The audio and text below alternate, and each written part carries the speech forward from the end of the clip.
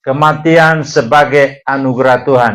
Saya tidak tahu berapa banyak di antara Bapak Ibu yang pernah mendengarkan kebenaran firman bahwa kematian itu merupakan anugerah daripada Tuhan. Bayangkan Bapak Ibu, kalau Bapak Ibu misalnya umur sampai 200 tahun, apa yang terjadi dengan hidup saudara? Saya yakin saudara akan menjadi orang yang tidak penting sama sekali di dunia ini. Walaupun mungkin saudara pernah menjadi seorang pejabat pemerintah yang dihargai, tapi ketika berumur seperti itu, kita akan menjadi tidak berarti lagi. Itu sebabnya kematian merupakan sesuatu yang harus kita alami sebagai anugerah Tuhan. Kenapa? Karena dengan kematian kita bisa bertemu dengan Tuhan, Sang Pencipta kita, di dalam kekekalan surgawi bagi setiap kita yang percaya dan menerima Kristus sebagai Tuhan dan Juru Selamat. Amin.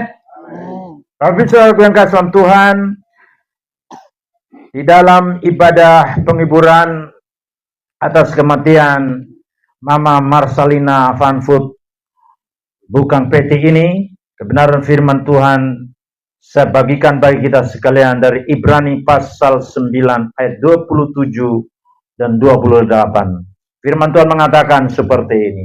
Dan sama seperti manusia ditetapkan untuk mati hanya satu kali saja, dan sesudah itu dihakimi. Demikian pula Kristus hanya satu kali saja mengorbankan dirinya untuk menanggung dosa banyak orang.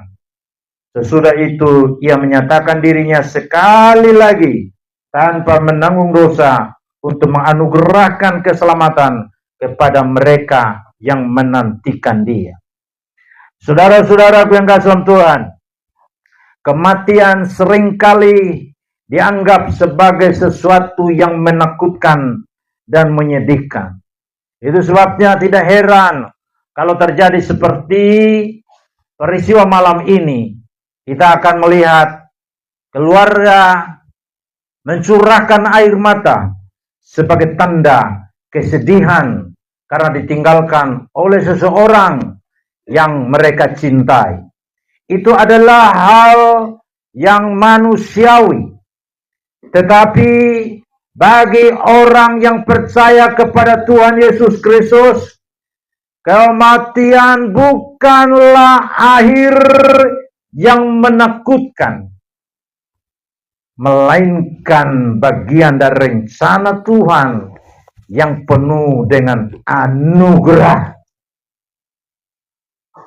Dalam Ibrani pasal 9 ayat 27 dan 28 ini, kita semua yang hadir pada malam hari ini, termasuk juga mungkin Bapak Ibu yang sementara mengikutinya melalui online di Facebook, kita diingatkan sekalian bahwa kematian adalah sesuatu yang pasti.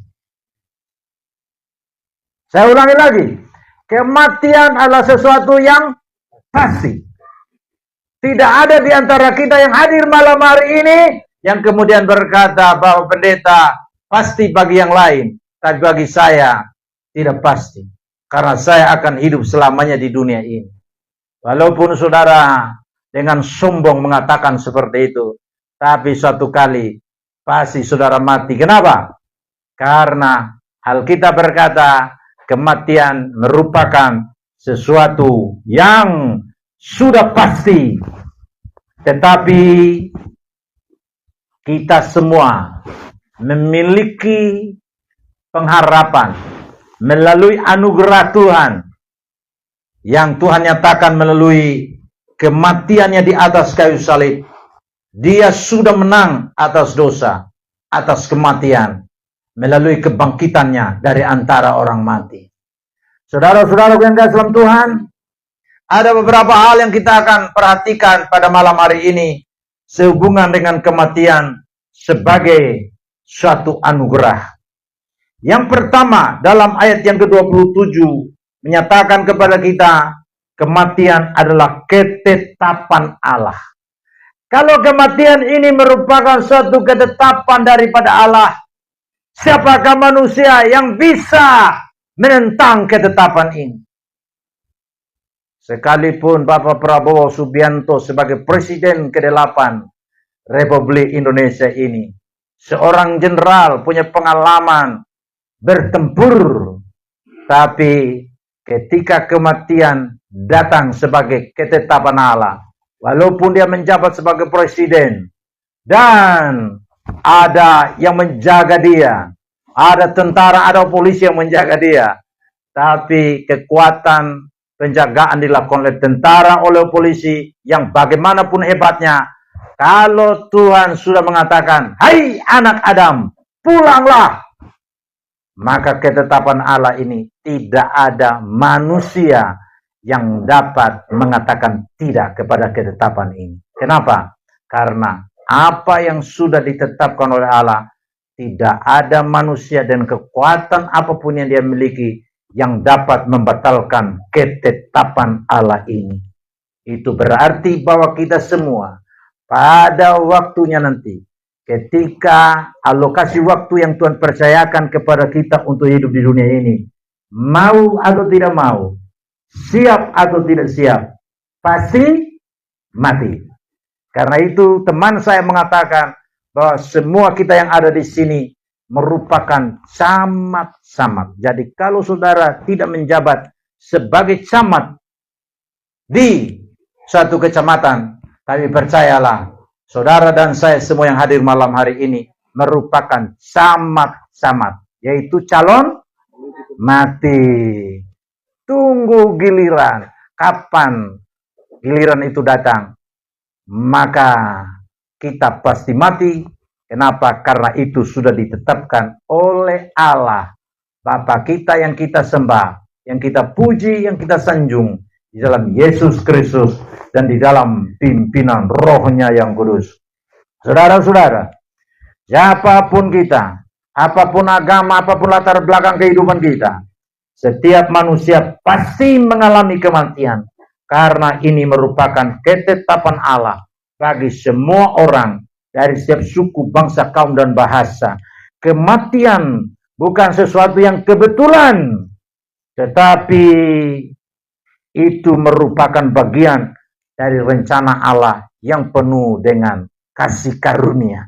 Kematian bukanlah suatu kesalahan kalau kita mati, karena itu merupakan suatu ketetapan yang sudah direncanakan Allah bagi semua manusia.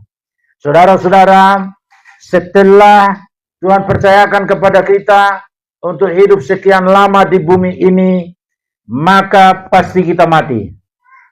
Namun setelah kita mati, kita akan menghadapi apa yang dikatakan oleh firman Tuhan di sini, penghakiman. Apa artinya ini bagi kita?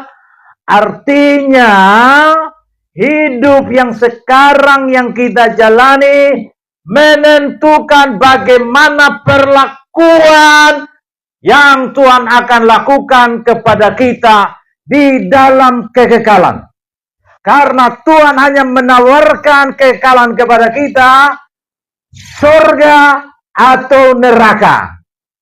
Karena itu ada salah satu lagu yang mengatakan begini, jika mati pergi mana, surga atau neraka, susah senang selamanya, lekas pilih sekarang. Saudara, ada orang yang tadinya, kalau dia misalnya orang Sabu, karena saya ini orang Sabu, datang ke Kupang ini, dia kerjanya judi, kerjanya sabung ayam, walaupun namanya Lukas. Namanya Lukas. Namanya Markus. Namanya Yohanes. Matius. Saudara-saudara, ada orang dari Sabu, dia datang ke Kupang, dia masih kepercayaan Jingtiu. Sampai di Kupang, dia mau bergabung menjadi orang Kristen. Sebelum dia jadi orang Kristen, dibaptis begitu, dia mengikuti dulu katekisasi. Ketika dia mengikuti katekisasi karena memang dia tidak sekolah yang betul, ya salah satu ciri orang sabu kalau dia sekolahnya tidak betul, maka akan kurang hurufnya. Itu jelas itu, kita tidak bisa sangkali itu. Kenapa kurang huruf? Misalnya makan, Bapak makan. Kenapa kurang huruf? Yang harusnya makan tapi makan. Karena salah satu nama orang sabu itu hanya terdiri dari 4 huruf saja. Seperti saya boleh. Seperti Yara, Kore. Itu kan gabungan itu. Sebenarnya Yara 1, Kore. Kemudian Rido. Nah, saudara-saudara yang kasih Tuhan, hanya 4 huruf. Maka ketika orang sabu memanggil anaknya yang bernama Lukas, dia bilang, Luka. Ya, itu orang sabu itu, saudara-saudara. Jadi, ibu ini ketika dia mengikuti katekisasi, Pak Pendeta tanya kepada dia, tolong ibu sebutkan 12 murid Yesus. Lalu ibu itu, dia dengan menggunakan logat Kupang, disambung juga dengan bahasa daerahnya. Pak Pendeta Sontausa. Tiu dorang to. Tiu itu adalah Matius. Luka dorang to. Saya mau tanya, Luka termasuk atau tidak 12 murid? Masuk atau tidak? Masuk atau tidak ini ibu-ibu yang ada di sini? Dia termasuk 12 murid atau tidak? Tidak ya? Terus PU dorang to, PU itu adalah Petrus. Mau ya, katanya. Mau dia bilang. Mau itu siapa? Markus. Saya tanya, Markus masuk nggak 12 murid? Tidak masuk. Kau bilang masuk ini. Bagaimana orang Kristen sejak lahir atau sejak dalam kandungan tidak? Kok kenapa jawabnya salah itu? Saudara-saudara yang kasih dalam Tuhan, kemudian Ani dorang to, itu Yohanes. Jadi dipanggil Ani. Itu orang sabu, saudara-saudara. Saya tidak malu menceritakannya walaupun saya ini orang sabu, karena memang seperti itu. Coba aja saudara ke pasar, kalau ketemu dengan ibu-ibu yang tidak sekolah, pasti kurang hurufnya. Pasti itu. Kalau orang Jawa, lain lagi. Makan. Kalau orang Bugis, makang. Tambah lagi dia punya makang. Kalau orang Sabunya, makama. Saudaraku yang kasih dalam Tuhan, terus ditanya lebih lanjut lagi oleh Bapak Pendeta. Kenapa Tuhan Yesus disalib?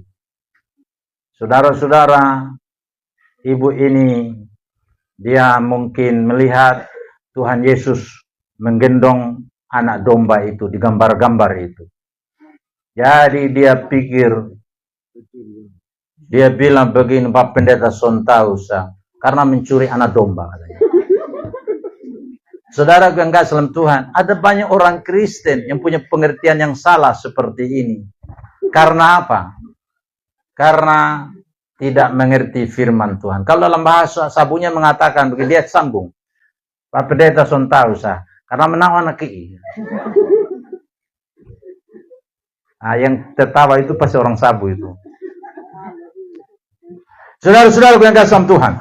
Jadi pada malam hari ini saya sampaikan kepada kita bahwa orang bisa salah mengerti seperti tadi.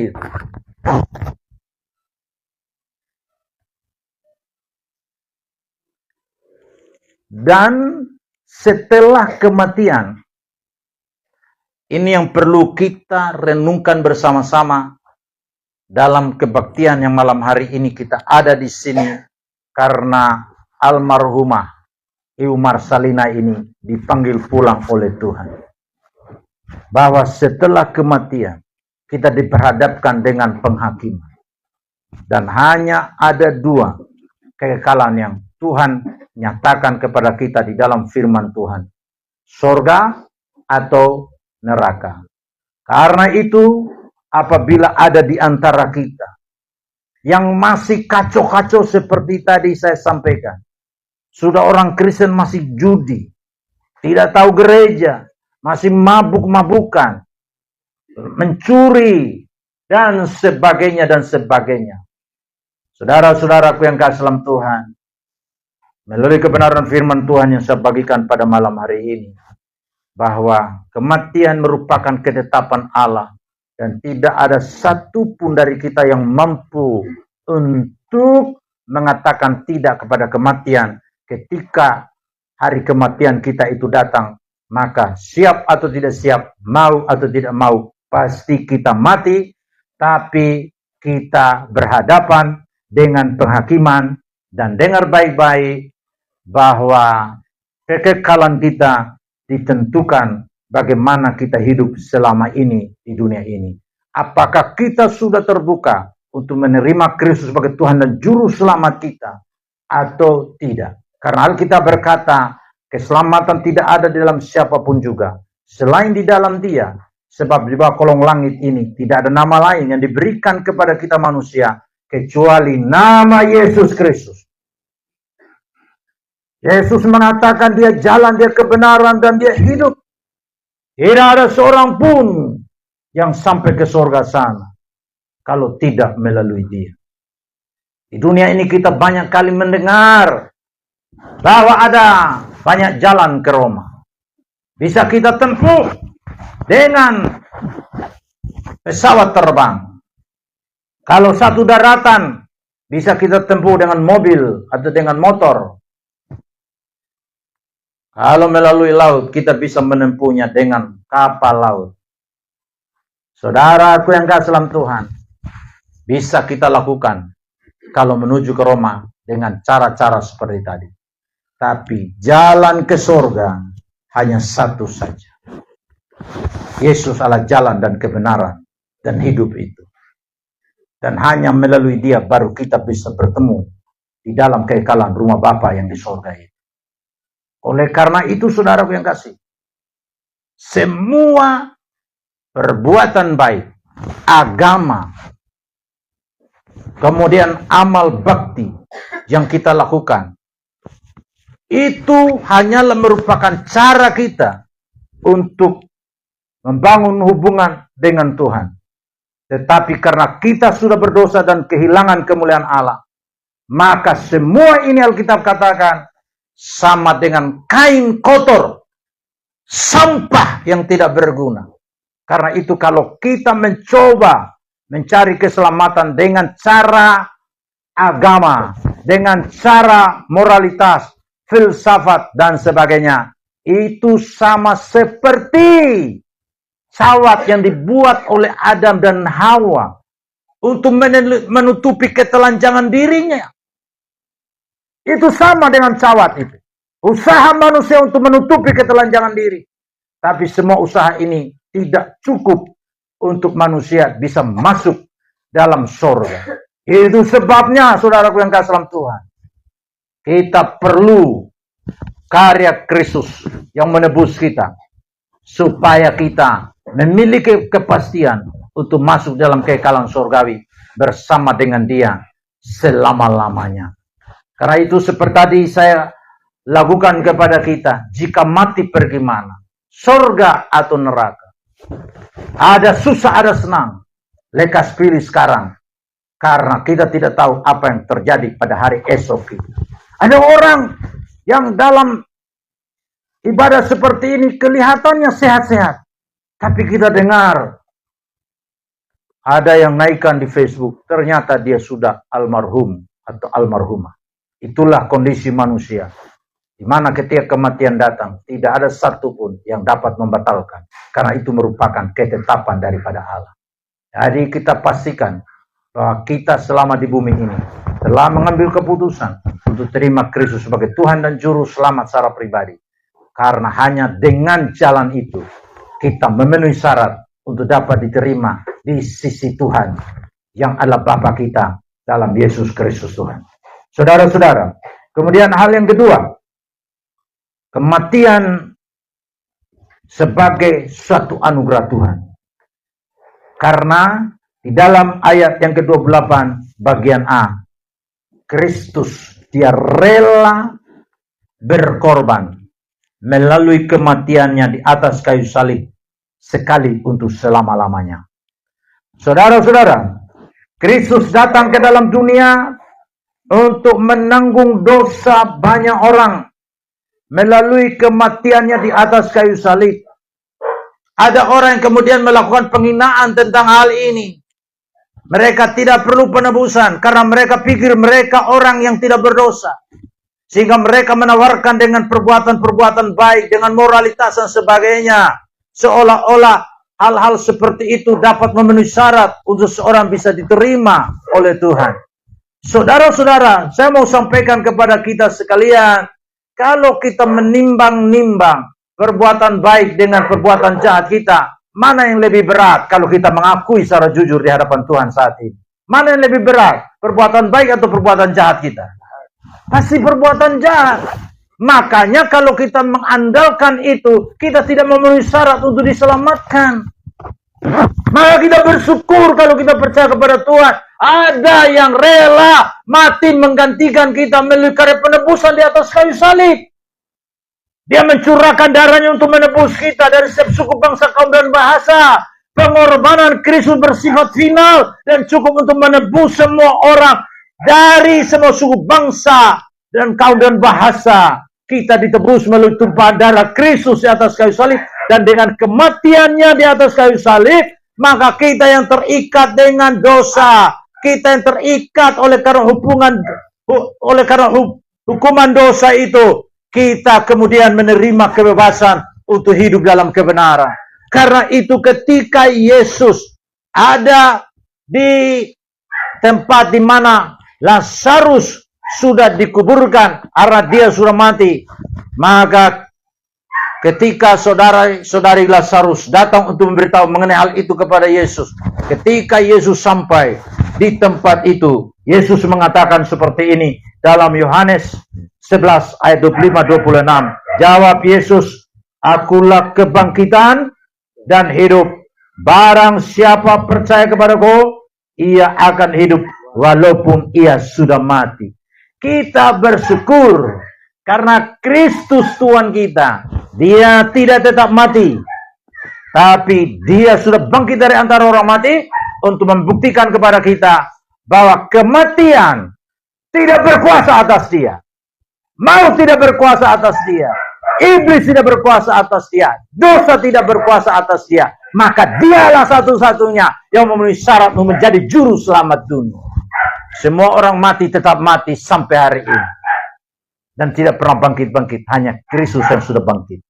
Makanya saudara, kematian kita sebagai orang percaya itu merupakan anugerah. Kenapa? Karena Tuhan menjanjikan dia yang sudah bangkit itu, dia juga yang membangkitkan kita dari antara orang mati dengan tubuh kemuliaan seperti tubuh kemuliaan yang dimiliki oleh Yesus Kristus Tuhan. Itulah pengharapan yang pasti yang kita miliki di dalam dia, Tuhan sang kebangkitan itu. Saudara-saudara yang kasih dalam Tuhan, semua agama, semua filsafat, semua moralitas dan sebagainya pasti mungkin mengajarkan hal-hal yang baik.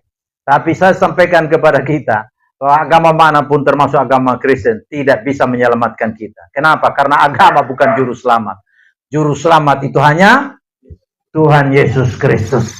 Karena itu Alkitab mengatakan ada jalan yang disangka orang lurus, tapi ujungnya menuju maut. Jalan yang disangka orang lurus itu apa? Itulah amal, itulah moralitas, itulah agama. Itu semua merupakan jalan-jalan yang lurus yang manusia anggap dengan dia beragama, maka Tuhan berkenan akan dia karena keagamaannya. Saudara, kalau kita mengandalkan keagamaan Kristen kita, maka kita merupakan orang yang pertama akan masuk neraka. Karena agama tidak menyelamatkan. Satu-satunya menyelamatkan hanya Tuhan Yesus Kristus. Karena itu pastikan bahwa kita sudah menerima dia sebagai Tuhan dan Juru Selamat. Supaya ketika kematian itu datang, seperti yang dialami oleh Ibu Marsalina kematian ini menjadi jalan bagi kita untuk kembali ke surga, tempat kediaman yang Tuhan sudah siapkan bagi kita. Karena tanah air kita bukan dunia ini. Ini hanyalah tanah dagang, tempat lembah air mata. Kita akan pulang ke rumah yang kekal, yang Yesus pergi ke sana untuk menyediakan tempat itu bagi kita sekalian. Untuk itu selama kita hidup, pastikan bahwa kita sudah percaya dan sudah menerima penebusan melalui karya Dia yang Dia sudah nyatakan melalui kematiannya di atas kayu salib. Kemudian Bapak Ibu Saudara-saudara, yang terakhir, yang ketiga, kematian bukan akhir, tapi awal dari kehidupan kekal. Ayat 28 bagian B menjelaskan kepada kita mengenai hal ini, bahwa Kristus akan datang kembali, bukan untuk menanggung dosa seperti Dia datang pada kali yang pertama. Dia rela mati menanggung dosa kita, tapi Dia datang pada kali yang kedua untuk membawa keselamatan bagi semua kita yang percaya kepadanya. Orang yang percaya kepada Tuhan Yesus Kristus tidak perlu takut akan kematian, karena kematian merupakan sesuatu yang sudah ditetapkan Allah. Itu sebabnya kita sebagai orang yang percaya tidak perlu kita takut menghadapi kematian. Karena upaya apapun yang kita lakukan, misalnya karena kita memiliki cukup uang, kita kemudian mau berobat ke Singapura, ke Malaysia, ke Belanda, ke Jerman. Saudara yang kasih, ada orang yang karena punya uang, dia berobat ke tempat-tempat itu, kembali juga mayat ke Indonesia. Tahun 90-an saya masih ada di Jakarta. Ada seorang saudara-saudara yang sakit, kemudian dibawa ke rumah sakit di Jakarta. Katanya peralatan untuk penyakit itu tidak ada di Jakarta, maka dirujuk ke Singapura. Memang alatnya ada di sana, tapi kemudian peralatan itu juga tidak memadai katanya. Peralatan itu hanya ada di Belanda. Akhirnya dibawa ke sana. Berapa ratus juta habis, saudara-saudara. Padahal juga sudah tua, tapi ingin hidup terus. Ingin hidup terus, toh? Walaupun sudah tua. Saudara-saudara, akhirnya dibawa ke Belanda. Sampai di Belanda, tidak berapa lama, beliau jadi innalillahi wa innalillahi rajiun. Artinya, dia meninggal dunia dan dikenakanlah kepadanya sebagai almarhumah karena dia wanita. Jadi semua kita ini saudara-saudara almarhumah atau almarhum nantinya. Gelar yang kita miliki di akhir dari kehidupan kita. Siapapun kita ini. Karena itu jangan sombong, jangan angkuh dengan apapun yang kita miliki di dunia ini. Mari kita merendahkan hati kita dan kita datang kepada Tuhan dan memberi hidup kita kepada Tuhan. Biar Tuhan yang menguasai dan memimpin hidup kita. Karena kematian bukanlah akhir dari segala-galanya. Kematian merupakan awal kehidupan kekal.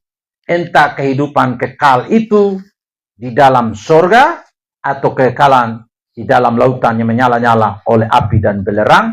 Itu semua ditentukan oleh bagaimana kita menjalani kehidupan kita selama di bumi ini.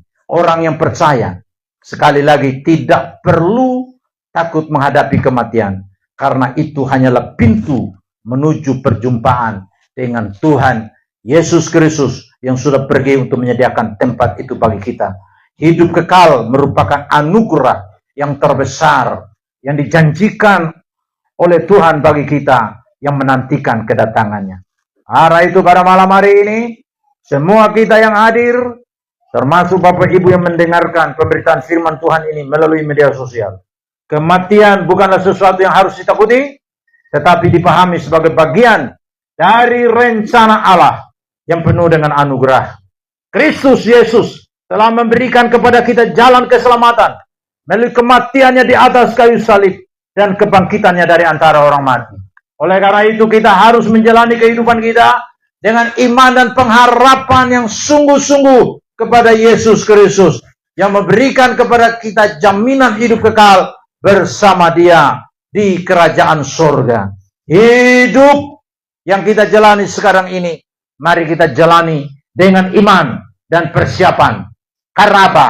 Karena kematian dan penghakiman itu merupakan suatu kepastian yang akan kita hadapi. Karena itu kita harus menantikan kedatangan Kristus dalam suatu kehidupan yang terus berserah kepada Tuhan dan meminta Tuhan untuk memimpin kita dalam perjalanan kehidupan kita. Kita menjalani hidup kita dalam iman, dalam ketaatan, dalam kesetiaan sampai akhir kehidupan kita.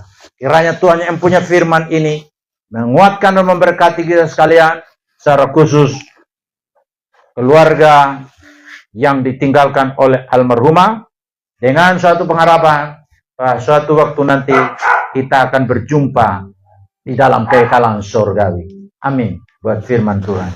Saya mengajak kita semua bangkit berdiri. Kita ulangi pujian yang tadi. Kalau ku cari damai, hanya ku dapat dalam Yesus Kristus Tuhan. Haleluya.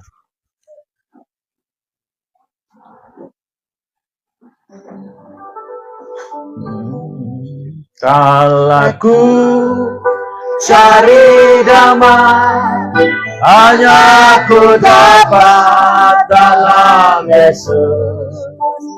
Aku cari ketenangan, hanya ku temui di dalam Yesus. Tak satu pun dapat menghiburku, tak seorang pun dapat menolongku. Hanya Yesus jawaban hidup. Kalau aku cari damai, ku cari damai, hanya ku dapat dalam Yesus. Kalau aku cari ketenangan, hanya ku temui di dalam Yesus. Tak satu pun dapat menghiburku, tak seorang pun dapat menolongku. Hanya Yesus jawaban hidup.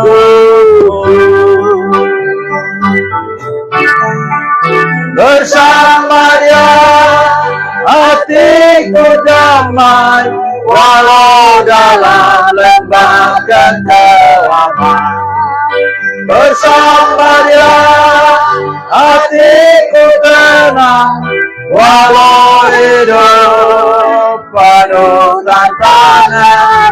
Tak satu pun dapat menghiburku, tak seorang pun dapat menolongku. Hanya Yesus jawaban hidupku. Bersama Dia, bersama Dia hatiku damai, walau dalam lembah kekelaman. Bersama Dia hatiku tenang, walau hidup penuh tantangan. Tak satu pun dapat menghiburku, tak seorang pun dapat menolongku. Hanya Yesus jawaban hidup. Sekali lagi, bersama Dia, bersama Dia hatiku damai, walau dalam lembah kekelaman. Bersama Dia hatiku tenang, walau hidup penuh tantangan. Tak satu pun dapat menghiburku, tak seorang pun dapat menolongku. Hanya Yesus jawaban hidupku. Hanya Yesus jawaban hidupku. Hanya Yesus jawaban hidupku. Haleluya. Bapa surgawi, pada malam ini kami bersyukur kepada Tuhan di tengah kedukaan yang dialami oleh keluarga. Tuhan berbicara kepada kami melalui bibir mulut hamba-Mu. Hamba-Mu terbatas dalam semua hal ya Tuhan, sehingga hamba-Mu tidak bisa menjelaskan hal-hal yang lebih daripada yang sudah disampaikan.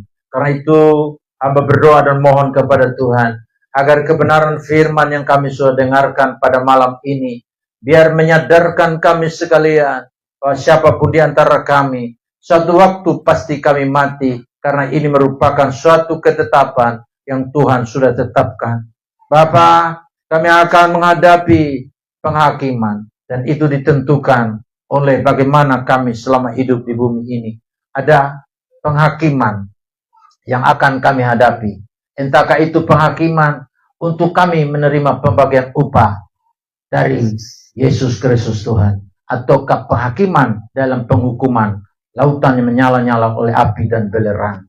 Biarlah kebenaran firman Tuhan ini benar-benar menyadarkan kami, sehingga di tengah-tengah kesenangan hidup yang mungkin sedang dialami di dalam kehidupan yang sementara di dunia ini, kami tidak terjebak untuk semua hal itu, tapi menyadarkan kami sekalian bahwa kematian merupakan sesuatu yang pasti, yang bisa terjadi kapan saja bagi setiap kami. Karena itu kami berdoa, mencarikan firman Tuhan. Jadikan kami bukannya sekedar dengar, tapi benar-benar kami menerapkan kebenaran firman Tuhan. Dan kami menjalani kehidupan kami dalam iman yang sungguh-sungguh kepada Kristus. Kami hidup dalam ketaatan. Kami hidup dalam kesetiaan kepada Yesus Kristus Tuhan sampai akhir kehidupan kami. Kami percaya dalam perjalanan hidup ini ada banyak tantangan yang kami hadapi. Kami mencoba untuk mencari jawaban itu ke gunung, ke lembah. Namun semuanya kami tidak mendapatkan jawaban di tempat-tempat yang kami pergi cari. Jawaban yang pasti yang kami temukan hanya di dalam Yesus Kristus. Karena itu tolong kami sekalian, supaya ketika kami ada masalah dalam hidup ini, janganlah memilih satu cara yang sama seperti yang pernah dilakukan oleh orang-orang tertentu, dengan jalan menggantung diri dan sebagainya. Tapi bersembah sujud kepada Kristus, karena Engkau sajalah yang menjadi jawaban dan jalan keluar yang pasti bagi setiap persoalan hidup yang kami alami. Kedamaian sukacita kami alami dalam persekutuan dengan Engkau sebagai Tuhan dan Raja dan penguasa satu-satunya dalam kehidupan kami. Bapak Surgawi, pada malam ini kami berdoa secara khusus untuk Bapak Samuel bersama dengan Ibu Christine dan keluarga yang terkait ya Tuhan.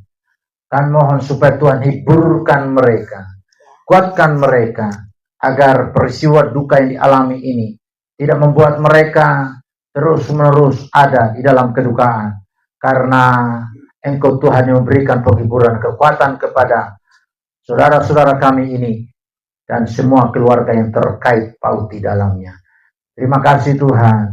Kami juga berdoa rencana besok akan diberangkatkan menuju ke Alor ya Tuhan. Semua persiapan yang dilakukan, baik dari tempat ini menuju ke pelabuhan, dan dari pelabuhan yang ada di Kupang ini ya Tuhan, menuju ke Alor sana. Kami juga berdoa supaya Tuhan menolong sehingga semuanya dapat berjalan dengan lancar dan sampai di tempat yang dituju dan bertemu dengan keluarga yang ada di Alor. Bapa Surgawi, semua kebutuhan-kebutuhan dibutuhkan. Kami berdoa di dalam nama Yesus, Tuhan yang dapat memenuhi semua kebutuhan yang dibutuhkan di dalam persiapan pemakaman dan sebagainya, sehingga semuanya berjalan dengan baik. Dan di dalam semua proses ini, Tuhan Yesus Kristus dipermuliakan dan disanjung tinggi. Semua kami yang hadir pada malam hari ini, siapapun kami ya Tuhan, Engkau mengenal setiap pribadi kami yang ada di sini, laki, perempuan, tua, muda, besar, kecil. Apapun masalah, pergumulan, kebutuhan yang kami sedang alami saat ini, kami berdoa menyerahkan hidup kami semua ke dalam tangan Tuhan, dan meminta kepada Tuhan agar Tuhan memegang tangan kami, memimpin kami, menolong kami, memberikan kepada kami tuntunan bagaimana kami menjalani kehidupan kami yang sesuai dengan kehendak Tuhan. Kami berdoa supaya kerajaan-Mu datang dalam hidup kami, kehendak-Mu jadi, supaya setiap apa yang kami lakukan dalam hidup ini benar-benar merupakan wujud ketaatan kami kepada kehendak Bapa, kerajaan Bapa yang Bapa berlakukan secara mutlak, secara sempurna dalam kehidupan pribadi dari setiap kami yang ada di tempat ini pada malam hari ini. Apabila ada yang sakit, kami berdoa, Tuhan jawab dan sembuhkan. Apabila ada yang lemah, Tuhan kuatkan semuanya. Apabila ada yang memiliki berbagai pergumulan, Tuhanlah yang dapat menjawab semua kebutuhan. Tuhan yang dapat menjawab dan memberikan jalan keluar bagi setiap persoalan yang dialami oleh umat-Mu yang hadir pada malam hari ini. Apabila ada masalah ekonomi, masalah keluarga, dan masalah-masalah lain yang dialami oleh umat-Mu yang hadir pada malam hari ini, kami berdoa di dalam nama Yesus, Tuhan jugalah yang dapat menolong umat-Mu ini, sehingga umat-Mu dapat mengalami pertolongan daripada Engkau, karena Engkau sudah mengatakan kepada kami dalam firman-Mu, bahwa pertolongan kami tidak ada di padang gurun, pertolongan kami tidak ada di lembah, tidak ada di gunung, di pohon. Pertolongan kami dapat peroleh melalui Yesus Kristus Allah Tuhan dan Juru Selamat kami secara pribadi. Karena itu ya Tuhan, kami serahkan hidup kami sepenuhnya ke dalam tangan Tuhan. Karena Tuhan memegang tangan kami, genggam tangan kami kuat-kuat, pimpin, tuntun, jaga, lindungi kami, jauhkan kami dari sakit, penyakit, malapetaka, kecelakaan, malapetaka, serangan-serangan setan dalam bentuk apapun juga yang bertujuan untuk mencuri, membunuh, dan membinasakan kami. Tuhan, halau Tuhan, singkirkan itu dari hidup kami semua pada malam hari ini. Demi nama Yesus Kristus, biarlah kami semua dalam perlindungan dan perteduhan Tuhan turun-temurun. Terima kasih banyak Bapa di surga. Doa kami yang kami panjatkan kepadamu ya Bapa. Dalam nama Yesus Kristus kami yang hidup, kami berdoa. Dan umat Tuhan, mari kita arahkan hati, pikiran, seluruh keberadaan kita kepada Tuhan. Dan kita menerima berkat Tuhan. Turunlah atas kita sekalian segala berkat yang berlimpah-limpah dari Bapa kita di surga. Kasih karunia Yesus Kristus Tuhan, persekutuan Roh Kudus menyertai kita mulai saat ini sampai dengan hari Maranatha. Tuhan Yesus datang yang kedua kali. Semua berkat Tuhan yang Tuhan janjikan, mari kita terima dengan iman. Jadi pada kita masing-masing hadir pada malam hari ini di dalam nama Tuhan Yesus Kristus. Biarlah kita yang percaya Tuhan sudah memberkati kita, sama-sama kita berkata, amin. Silakan duduk Bapak Ibu. Tuhan Yesus memberkati kita sekalian. Shalom. Shalom. Maranatha. Tuhan Yesus datang kembali. Amin.